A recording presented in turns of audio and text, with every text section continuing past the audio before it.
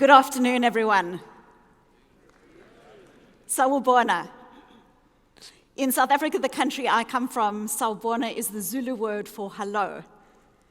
There's a beautiful and powerful intention behind the word because sawubona literally translated means I see you, and by seeing you, I bring you into being. Imagine coming home from work and getting a sawubona, or your children experiencing a sawubona, or even your work colleagues. But what does it take in the way we see ourselves, our thoughts, our emotions, and our stories for us to thrive in what is an increasingly complex and fraught world? This crucial question has been at the center of my life's work, because how we deal with our inner worlds drives everything, every aspect of how we love, how we live, how we parent, and how we lead. The traditional view of the most essential part of ourselves, our thoughts and our emotions, is that they are either good or bad, positive or negative. And this view is rigid, and rigidity in the face of complexity is toxic. We need greater levels of what I call emotional agility for true resilience and thriving. Now, my journey with this calling began not in the hallowed halls of a university, but in the messy, tender business of life, as so many journeys and callings do. I grew up in the white suburbs of apartheid South Africa. It was a country and community committed to not seeing, to denial. It is denial, after all, that makes 50 years of racist legislation possible, while people convince themselves that they are doing nothing wrong. And yet, I first learned of the destructive power of denial on a personal level before I began to understand what it was doing to the country of my birth. My father died on a Friday. He was 42 years old and I was 15. I recall my mother telling me to go and say goodbye to him, and so I set my backpack down and walked the passage through to where the heart of my home, my father, lay dying of cancer. His eyes were closed, but I knew that he knew that I was there, because in his presence I had always felt seen. I kissed him goodbye, told him I loved him, and then went off to school. And that day I drifted from math to history to science to biology, as my father slipped from the world. From May to July to September to November, I went about with my usual smile. I didn't drop a single grade, and when people asked me how I was doing, I would shrug and say, okay. I was the master of being okay, and as of all of us in this room, of just getting on with it, regardless of what is happening in our organizations or in the world around us. Just getting on with it. But in truth, back home, we were struggling. My father hadn't been able to keep his small business going during his illness, and my mother was raising 3 children, grieving the love of her life, and the creditors were knocking. We as a family were emotionally and financially ravaged. And I, as a 15-year-old child, as so many young girls do, started to use food to numb my pain, binging and purging, refusing to accept the full weight of my grief. No one knew, and in a world that seems to value relentless positivity in ourselves and in our organizations, I thought that no one wanted to know. But there for me was one person who did not buy into my story of triumph over grief. My 8th grade English teacher. She fixed me with her blue eyes as she handed out blank notebooks to the class, and an invitation to everyone, but that felt like it was directed at me. She said, write what you're feeling. Tell the truth. Write like no one is reading. And just like that, I felt encouraged to show up authentically to my grief and pain. It was the simplest of acts, and yet a quiet revolution for me. It was the revolution and revelation that shaped my entire life and my career. It was there in that blank notebook that I've now kept for over 30 years that I began what had become and has transpired to be a lifelong correspondence with my own heart. I felt almost like a gymnast stepping onto the mat for the first time, beyond the confines of rigidity, into what I've now come to call emotional agility. Life's beauty is inseparable from its fragility, as we have just heard in the talk prior. We are young and sexy as we walk down the street until one day we realize that we are completely unseen. We are needed in our organizations until perhaps redundant. We nag our children, and then one day there's silence where that child once was, now making his or her way in the world. We are healthy until a diagnosis brings us to our knees. The only certainty is uncertainty. And yet we as a society, as a community, are not navigating this reality successfully nor sustainably. The World Health Organization, for instance, tells us that depression is now the single leading cause of disability globally, outstripping cancer and heart disease. And at a time of unprecedented political, economic, and technological change, we are seeing in our communities and in the wider political landscape, as well as in our organizations, how people's tendency has become to lock down more and more into rigid responses to their own thoughts and emotions.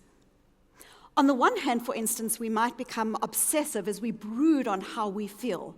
We might get hooked inside our heads, victimized by our Twitter feed, or stuck in our organizations on being right, or on this being the only way path forward for our product or the way we feel we need to progress. On the other hand, though, we might bottle our emotions, as well as those of others. We might push aside emotions like fear and anxiety, allowing only those emotions deemed legitimate. We do this not only to ourselves, but also to people we love and within our organizations. When individuals are concerned about a change, we might say, you're either on the bus or off the bus. Or when someone says, I'm really worried about how this pitch is going to go, we might say, it'll be okay. We unintentionally might shame people out of emotions that are seen as being negative. Or we jump to solution and we fail to inherently help ourselves and them to see these emotions as valuable. In recent research that I did, I found that of 70,000 people, around a third of us, a third, treat emotions like sadness or frustration and even grief as being good or bad, positive or negative. Normal, natural, whole human experiences are now seen as good or bad, positive or negative. And in fact, being positive has become a new form of moral correctness. In our organizations, we might not call it this, but we call it just getting on with things. Being positive has become almost a form of tyranny. There's a tyranny of positivity. And it's cruel, it's unkind, and it's ineffective. If there's a single thing that we know from the psychological research and from the organizational research that brooding, bottling, and forced positivity have in common, it is this: rigid denial. And if there's a single lesson to be learned from the inevitable fall of apartheid, it is that denial does not work. It is unsustainable for us as individuals, for our teams, for our organizations. And as we watch the ice caps melt, denial is unsustainable for our planet. The research shows that when emotions are denied, ignored, or suppressed, they get stronger. Psychologists call this amplification. It'll be an experience you've all had. It's that delicious piece of chocolate cake in the refrigerator. The more you try not to think about it, the greater its hold on you. Internal pain always comes out. Always. And who pays the price? We do. Our children, our colleagues, and our organizations. Now, don't get me wrong, if I'm sounding like I'm anti-happiness, I'm not anti-happiness. I actually, to my embarrassment, not, but I've written a 90-chapter handbook called the Oxford Handbook of Happiness. I'm not anti-happiness. But what I do believe, and what the research is so clear in demonstrating, is that when human beings deny the reality of emotional experience, whether that's in ourselves or in our teams or in our organizations, what we do is we fail to develop skills to deal with the world as it is, rather than as we wish it to be. In my work, for instance, I've had so many people saying things to me like, I really want to put my hand up for this job, but I'm worried I'll be disappointed. Or, I feel like I should step out in this entrepreneurial idea, but I'm scared that I might fail. And I say to them, I get it. I get it at such a deep level. But you have dead people's goals. Only dead people never get unwanted or inconvenienced by their feelings. Only dead people never experience the disappointment that comes with failure. Only dead people never have their hearts broken. Tough emotions for all of us are part of our contract with life.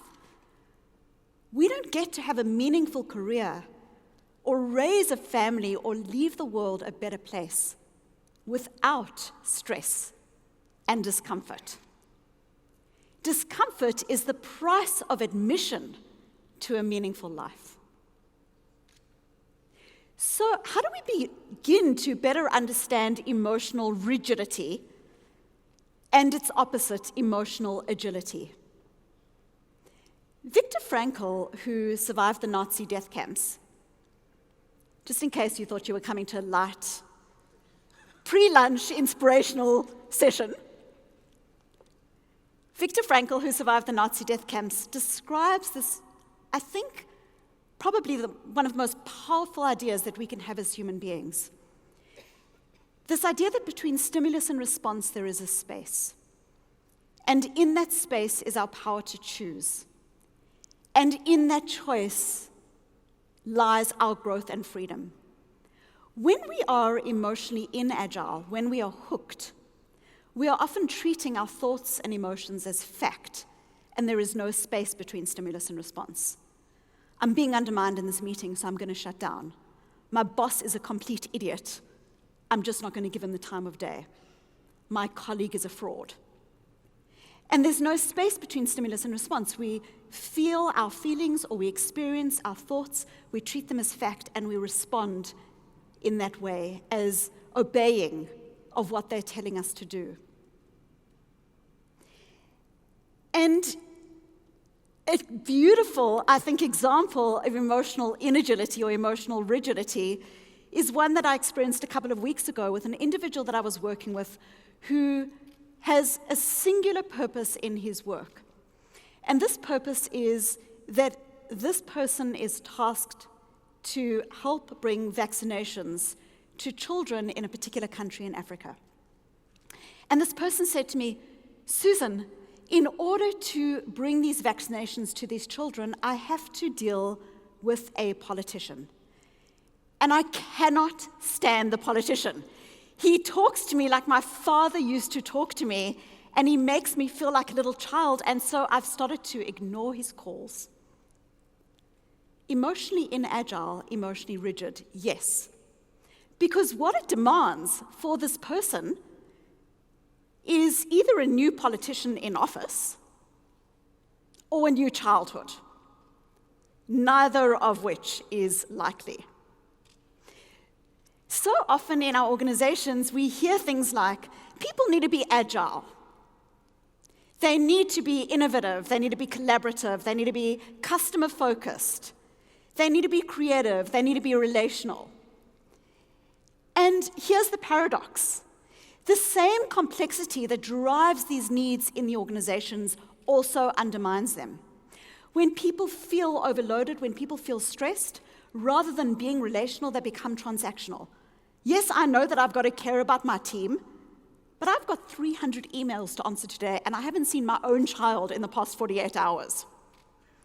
Instead of being innovative, what we do is we tend to bypass and shut down into a very focused way of being. And this we know from the cognitive science research. So we see one solution, and it's ours, quite typically. We know that when people are feeling stressed and when they're feeling overwhelmed by information, they are unlikely or unable to be truly collaborative. And so the paradox is this: the same complexity, as I say, that undermines is also the one that requires.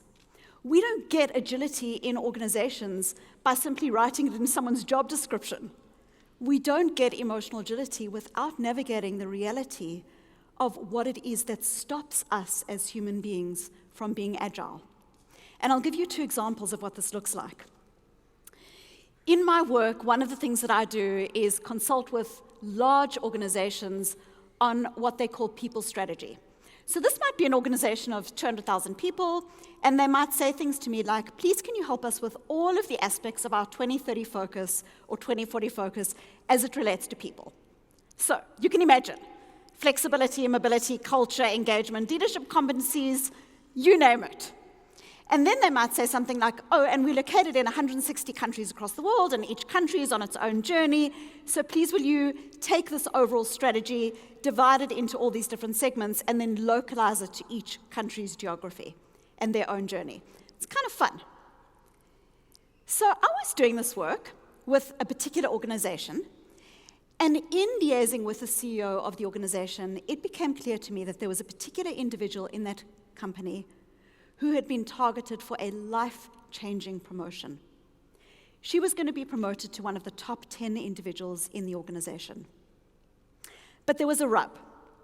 The CEO said to me that while they had decided they were going to promote her, that they were not going to tell her yet.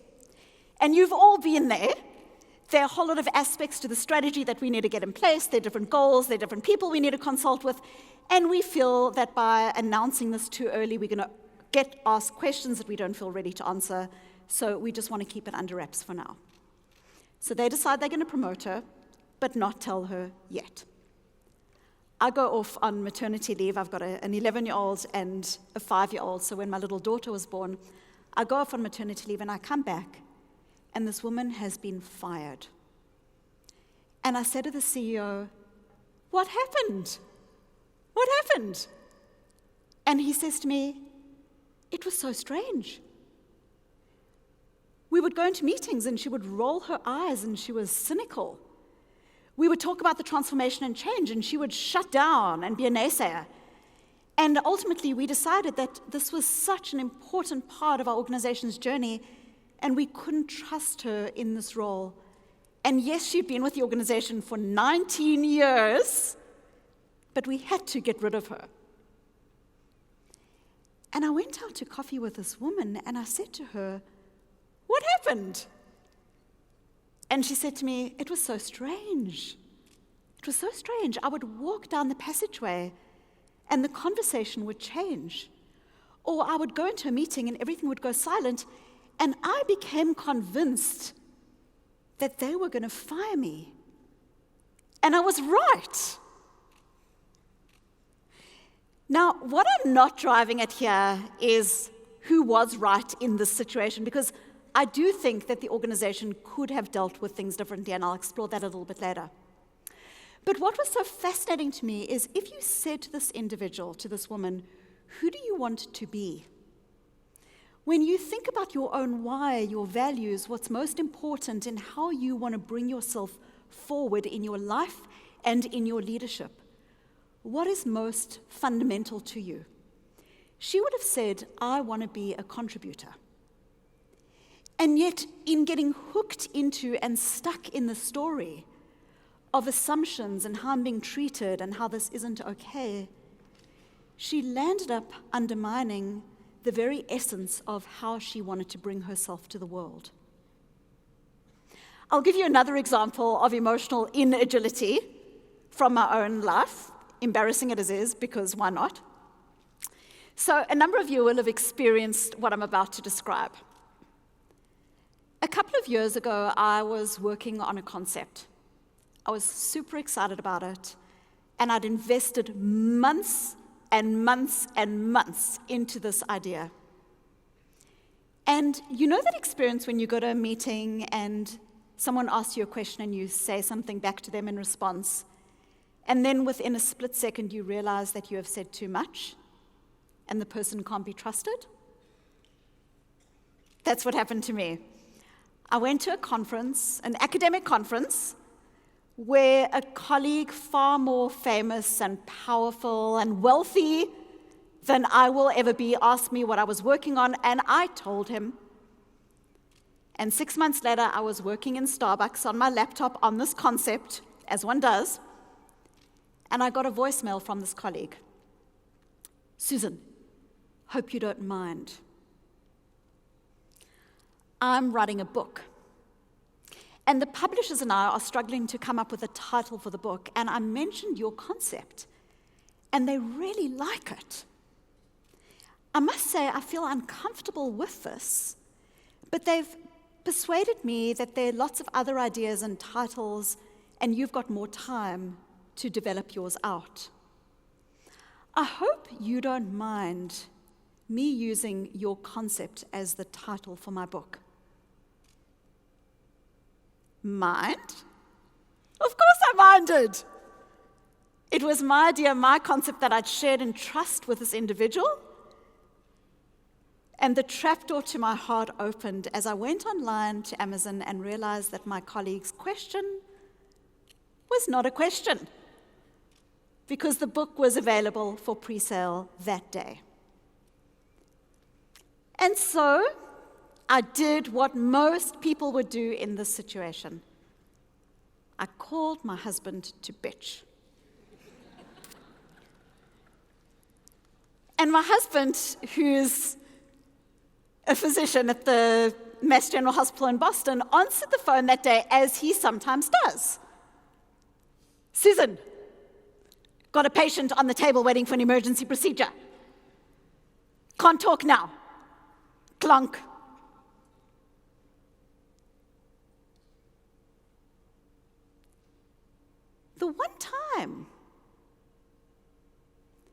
The one time I need him, he's too busy. It takes so much for me to ask someone for help in such a clear way, and the one time I reach out, he's unavailable. And so I started to plan that when his callback came, which it would be my turn to be unavailable. Aren't human beings beautiful? Aren't we brilliant? Because we all do this in our own way.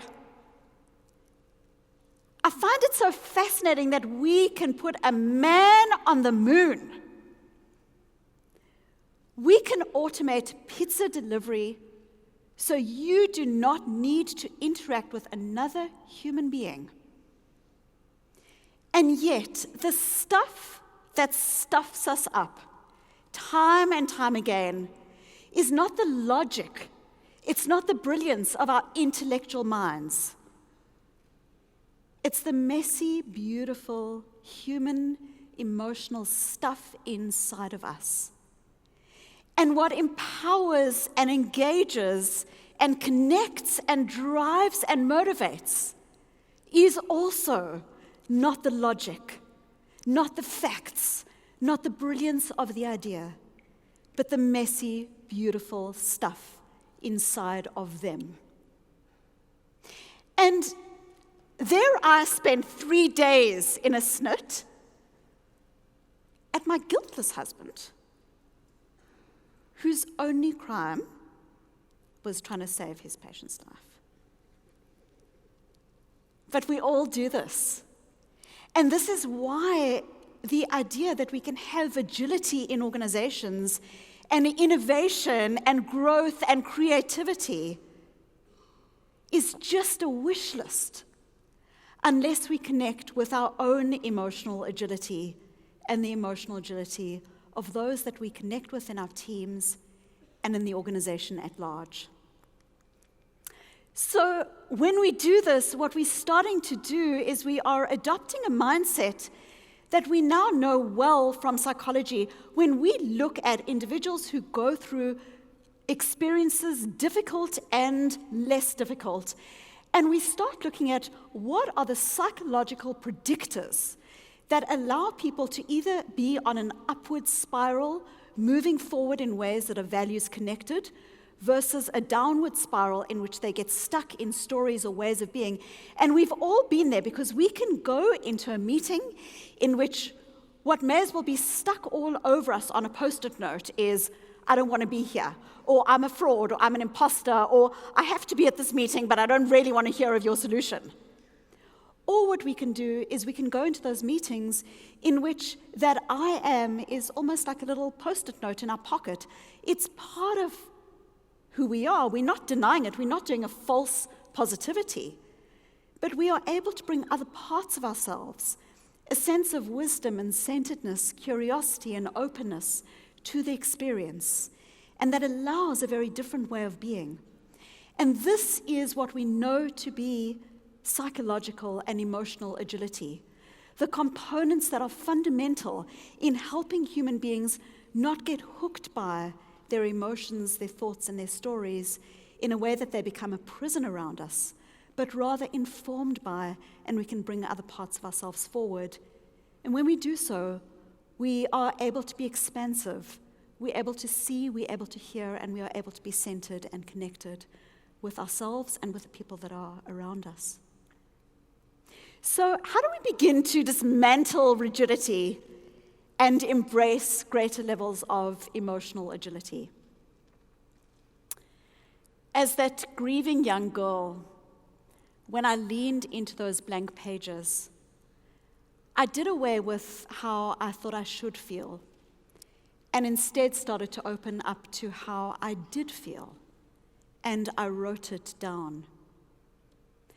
Research points to a key discovery in the context of people's emotions. And this applies to us, and it applies equally to our organizations. And it's this, that the radical acceptance of all of our emotions, even the difficult, messy ones, is the cornerstone to resilience and thriving. And I'll give you an example of what this might look like in an organization. Imagine you are going to get surgery, and you decide that you want to go to the safest hospital. So what you do is you assess all the different hospitals in your area, and you look at how many errors are reported at each of the hospitals. You come across a particular hospital that's got the lowest levels of error reporting, and you decide that that is the hospital that you want to go to because that's the safest.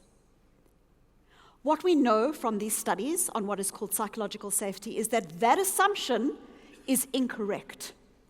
That the hospital with the lowest levels of error reporting is actually the most dangerous hospital for you to go to. Because this is likely to be the hospital in which people see something going wrong, they see systems and processes that are failing, and yet they keep quiet because they are fearful of expressing their concern, their frustration, their disappointment. And so what we know is that there is no innovation that is possible unless the organization is open to the flip side of innovation, which is the disappointment that comes with failure.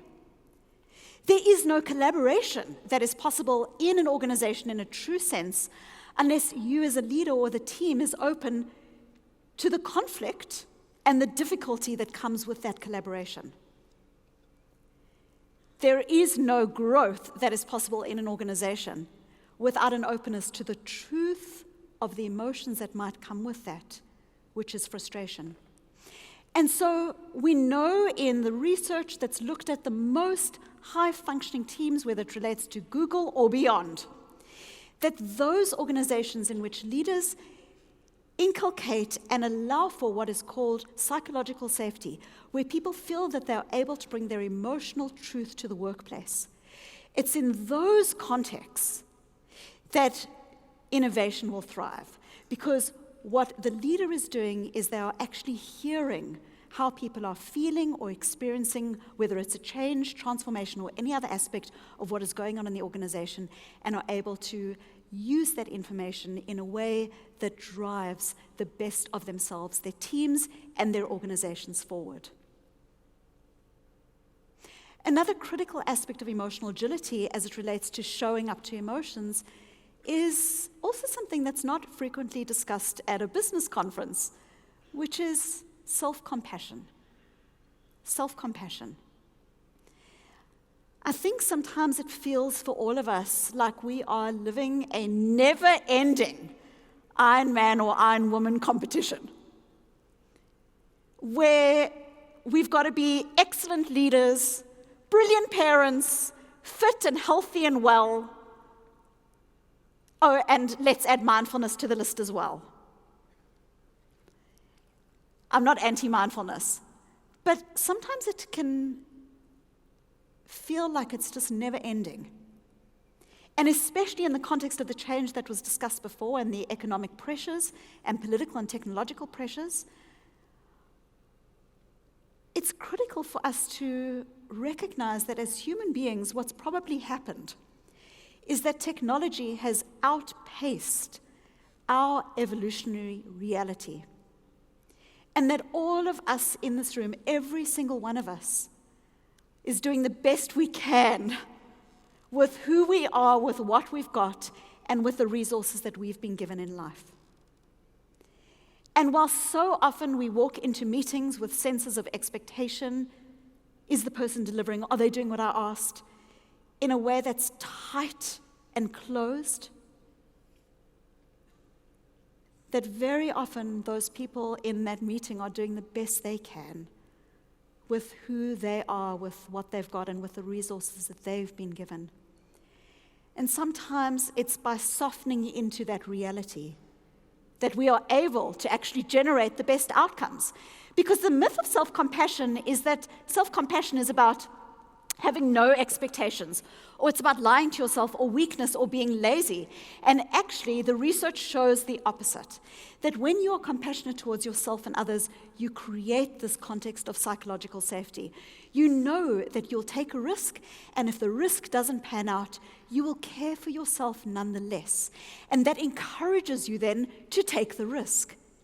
And so it's individuals who are self-compassionate and compassionate towards others where we know that there is greater levels of honesty, lower levels of laziness, and higher levels of motivation that actually comes about. So showing up to our emotions in a way that is about acceptance is absolutely fundamental to emotional agility in a complex and changing world. But there's more than showing up, and there's more than acceptance to emotional agility. What my research also shows is that accuracy is key.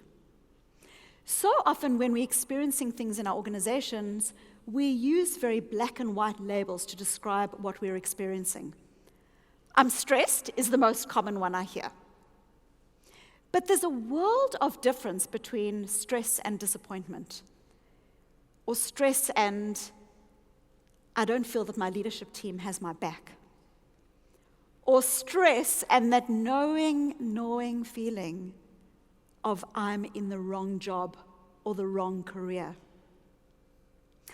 What we know, what my research shows, is that when we label our emotions more accurately, what it allows us to do is to understand the causes of those emotions and to understand also what are the next steps that we should be taking. And what scientists label the readiness potential in our brains is activated, fundamentally allowing us to move forward towards those outcomes. So our emotions contain incredibly important data. And when we label them, words matter. We know this in adults, and we also know this in young children, that children as young as 2 and 3 years old who are better able to label their emotions have greater levels of well-being and resilience longitudinally.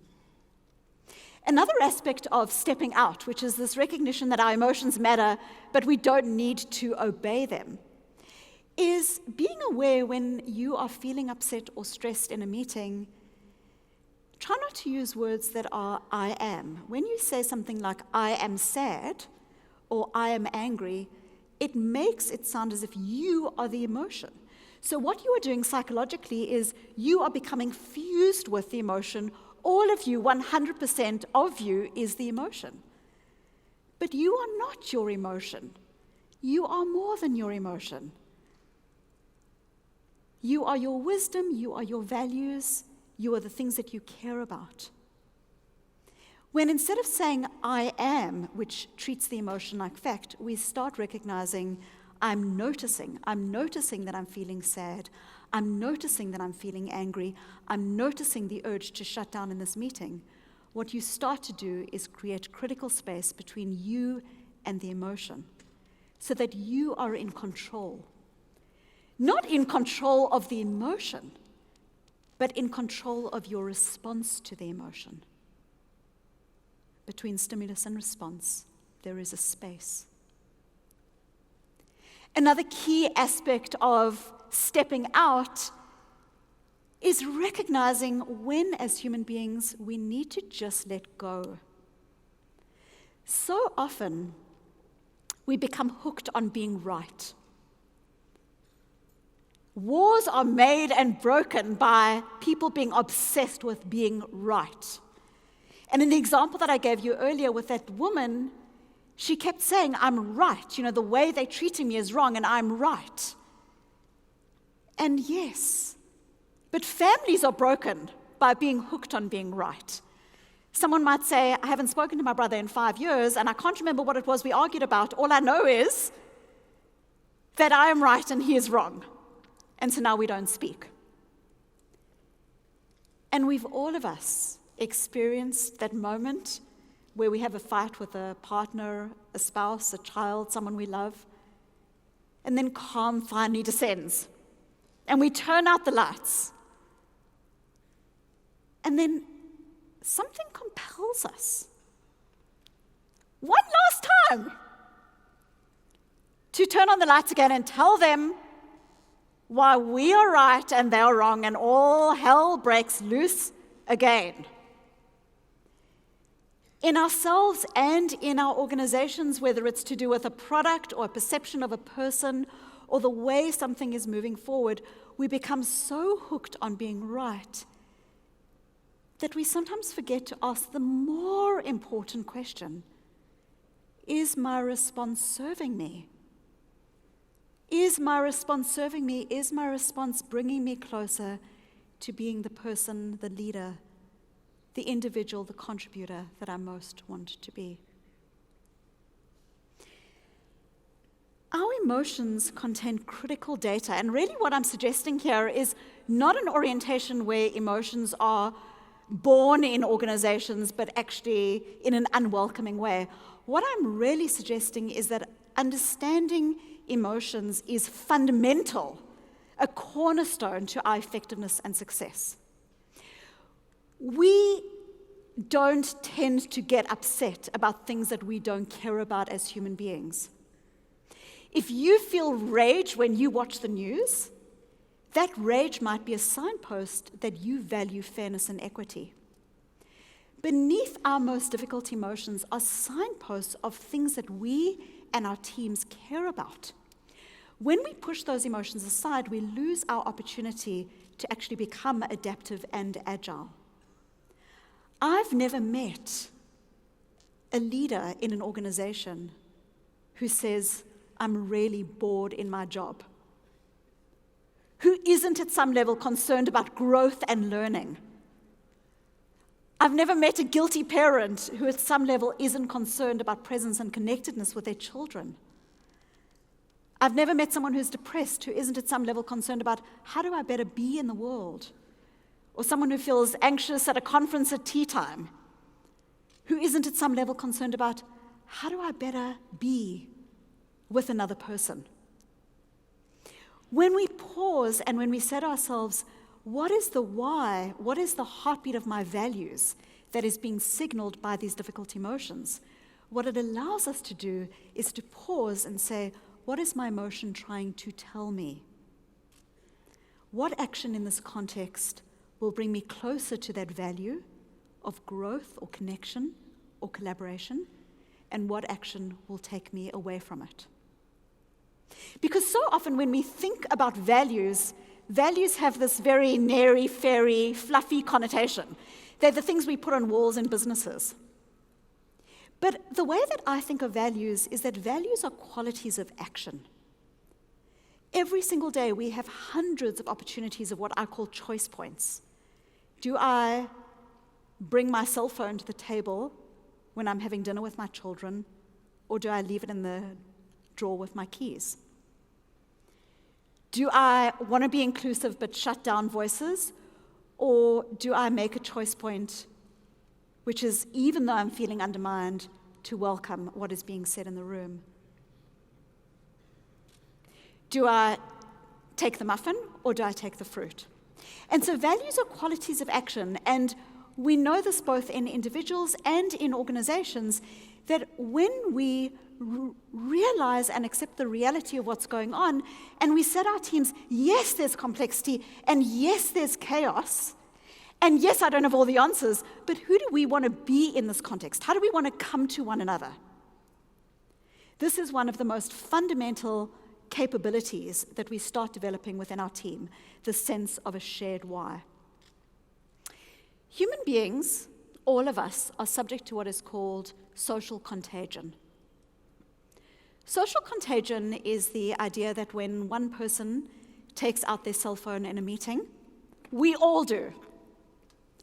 Or when you go out to dinner and someone orders dessert and you're trying to be healthy, you're more likely to order dessert. In fact, large-scale epidemiological studies show that when someone in your social network puts on weight, you do not even need to know the person. You could be 2 or 3 degrees of separation from them.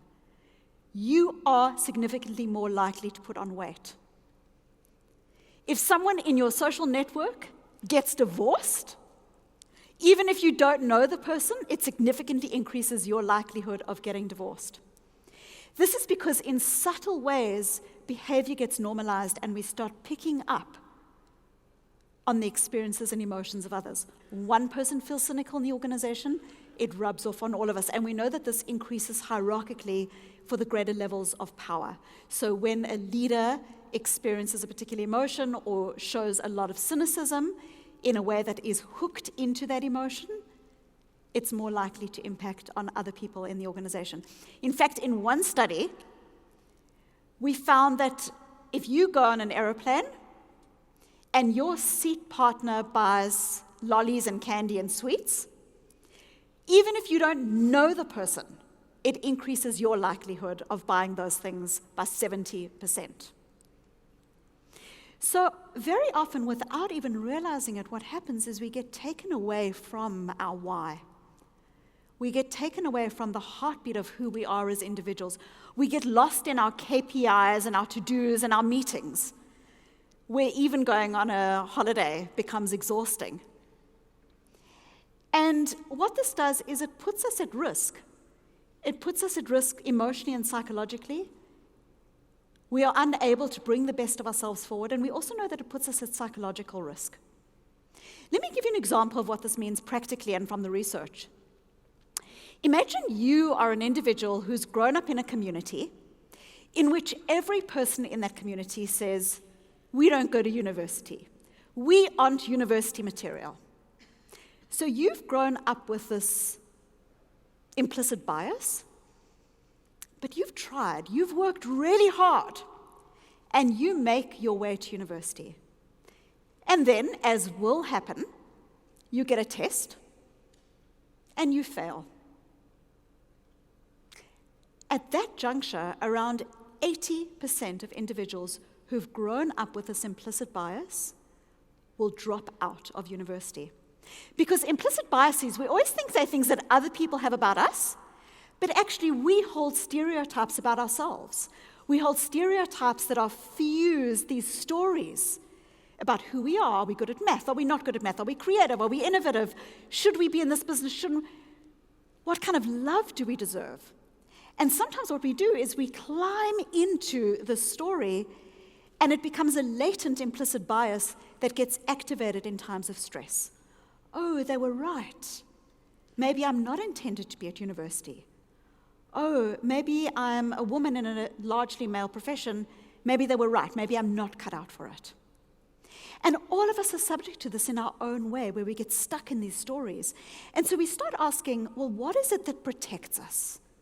What is it that protects us from social contagion? So we don't land up being in that Talking Heads song saying, how did I get here? I'm driving the nice car, and I'm living in a great house, but actually it's not the life that I want. And what we find is something beautifully powerful and simple. These individuals, before they go to college, when we ask groups of them to do something profoundly powerful, and this is to spend 10 minutes thinking about and writing down what is their why. What is their why? What kind of person do they want to be? Why are they studying this particular degree? What is the pathway forward? And why is this degree a reflection of who they are as individuals and what they hold to be important? Those kids who do that 10-minute, what is called values affirmation exercise, they are protected 3 years down the track from those dropout rates that I described earlier. And we know this to be true for all of us as individuals. When people are going through challenges at work or in their home lives, that the simple act of thinking about what is my heartbeat, separate from what the organization is telling me, what is the heartbeat of who I want to be? This is one of the most critical ways that we can bring the best of ourselves forward. And what this allows us to do is to move in the world in a way that is liberated, in a way that is devoid of what I call have-to goals. Have-to goals are goals that are derived out of a sense of shame and obligation. Have-to goals are goals like, I've got to go to this meeting, but I don't really feel like it, roll my eyes and bear through it. Have-to goals, I have to give feedback. Have-to goals, I have to be on dad duty today. And they become a prison around us. And what we know about have-to goals is that have-to goals actually lead to lower levels of behavioral effectiveness, lower levels of productivity, and lower levels of sustained behavior change. And I'll give you a very simple example of what this looks like. Imagine you have a have-to goal, and the goal is, I have to lose weight. I have to lose weight because my doctor is at me about my beer gut. And it's a goal that is derived out of a sense of shame and obligation. You go to the refrigerator, and in that refrigerator, because we're talking chocolate cakes today, is a chocolate cake. You open the refrigerator, and all you see is that ABC. All you see is the chocolate cake. Now, you might say, well, I've got this have-to goal, but my grit and my willpower are going to prevent me from eating that piece of chocolate cake. In fact, what we know is that your brain processes taste attributes 195 milliseconds before you even know you are making a decision.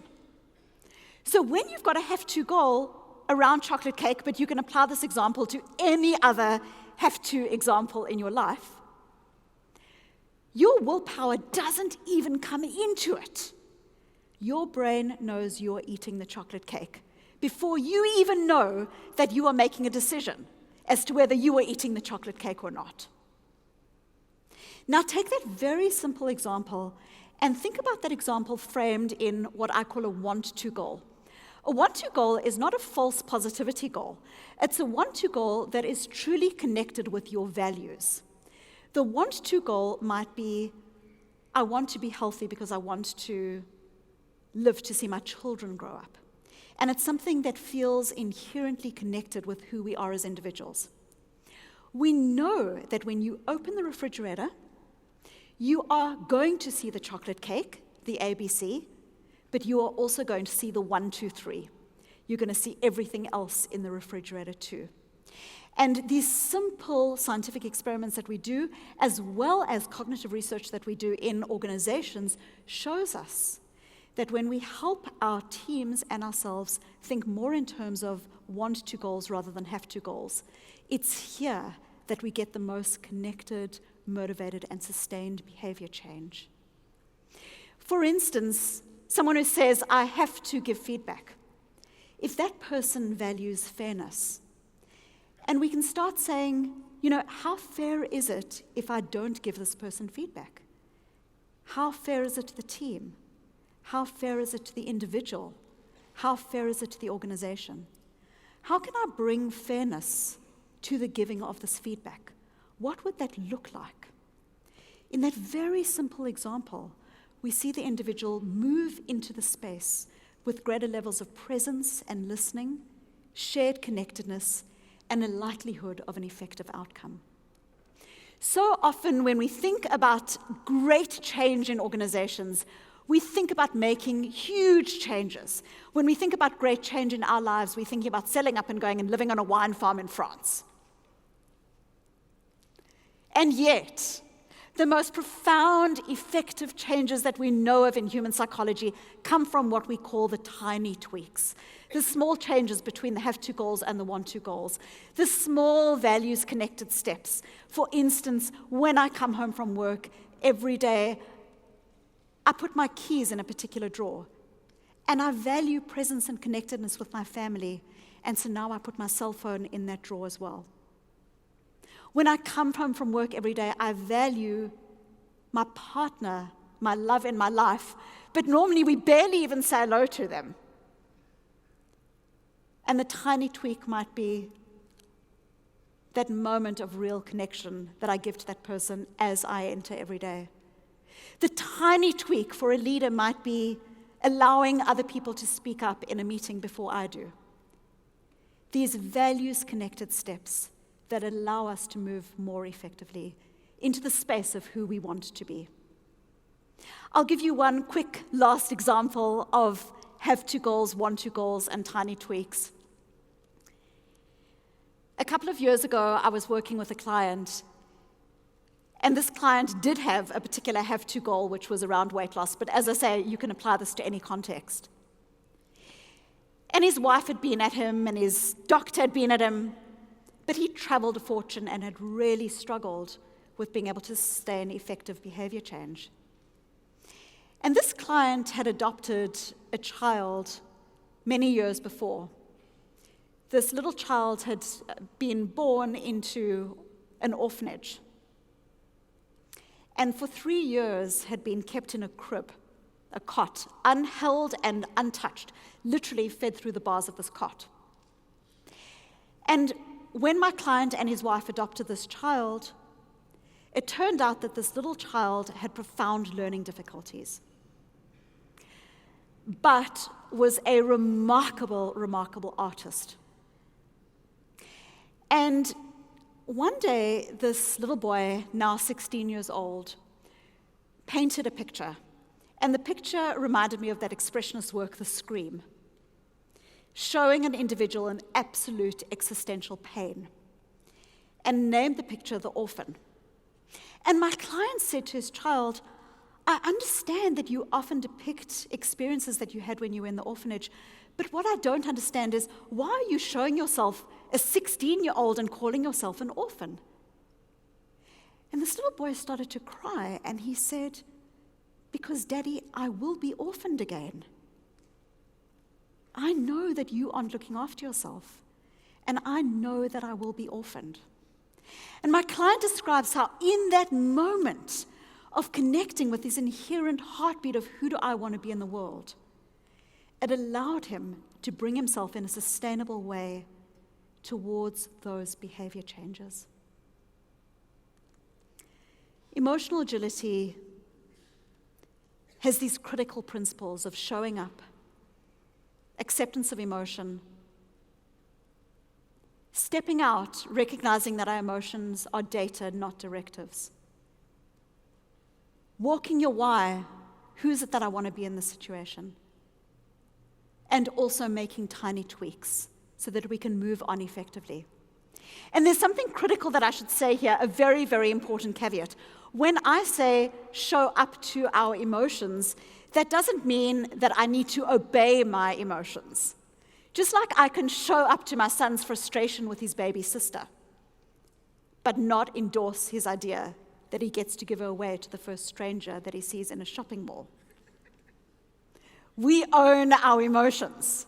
They don't own us. It's when we're able to internalize the difference between how I feel and what I do that our emotions generate the pathway to our best selves.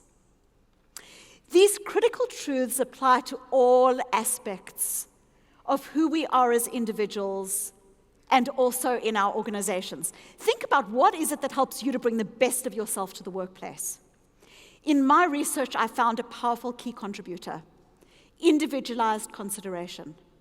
When people feel that they are able to bring their emotional truth to the workplace, it's there that innovation, creativity, engagement, and culture flourish in the organization. Diversity isn't just people, it's also what's inside of people.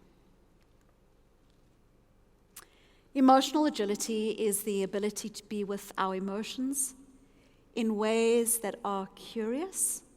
What is this emotion telling me? What value is it pointing to?